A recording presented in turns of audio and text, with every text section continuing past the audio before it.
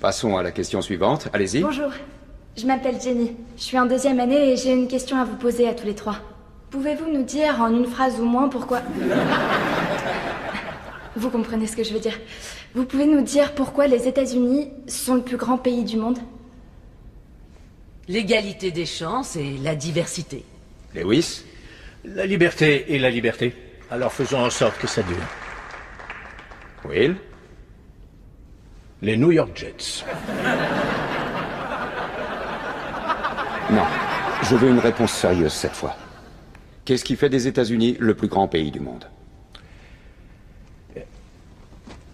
Eh bien, ils viennent de le dire, l'égalité des chances, la diversité, la liberté et la liberté.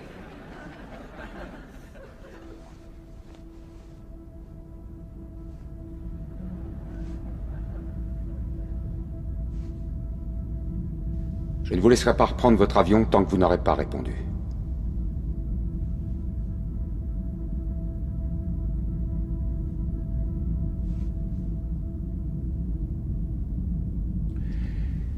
Bien, notre Constitution est un vrai chef-d'œuvre, James Madison était un génie. La Déclaration d'indépendance est selon moi l'œuvre la plus importante de notre histoire.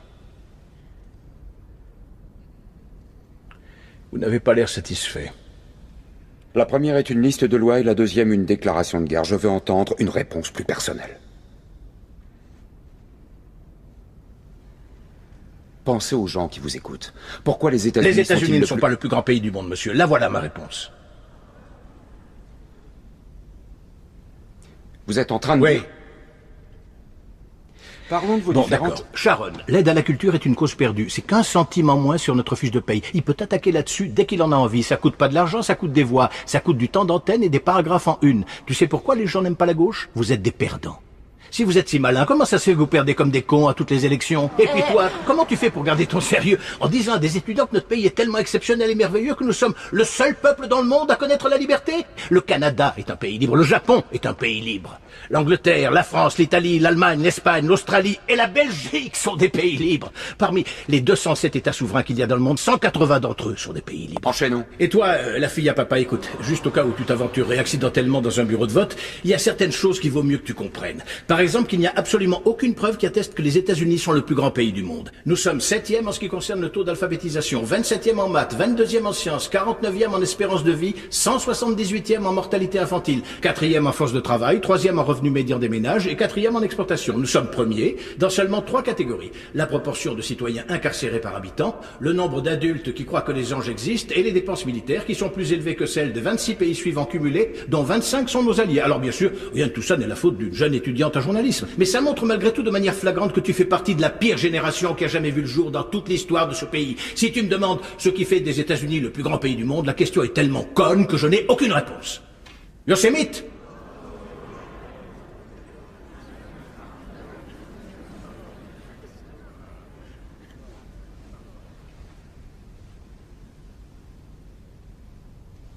On l'a été autrefois. On luttait pour des causes justes. On a voté des lois pour défendre nos valeurs. On en a abrogé d'autres contraires à ces mêmes valeurs. On menait des guerres contre la pauvreté, pas contre les pauvres.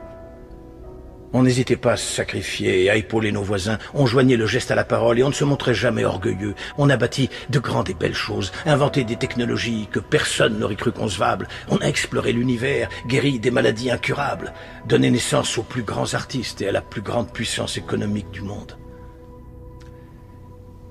Notre ambition nous donnait des ailes. On agissait en homme et on cultivait notre intelligence. On ne rabaissait pas celle des autres de peur de nous sentir inférieurs.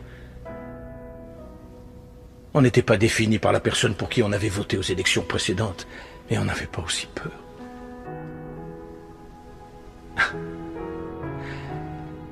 On était capable d'être et de faire toutes ces choses parce qu'on était informés.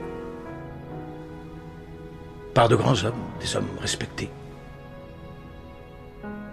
La première étape dans la résolution d'un problème est de reconnaître qu'il y en a un.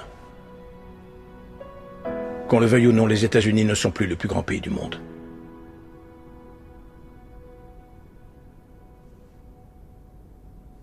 Ça te va ?